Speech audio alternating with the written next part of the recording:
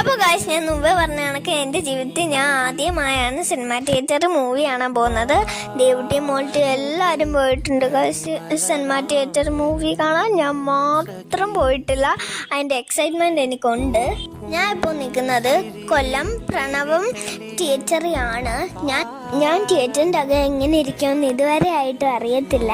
ഞാൻ അതിൻ്റെ അകം എങ്ങനെ ഇരിക്കും. അപ്പോൾ ഗായ്സ്, ഞാൻ അതിൻ്റെ അകത്തേക്ക് കയറാണ്. ഞാൻ ആദ്യം തന്നെ അച്ഛയെ കൊണ്ട് നല്ല സീറ്റ് അങ്ങ് മേടിച്ചു, അച്ഛൻ എണീപ്പിച്ചിട്ട്.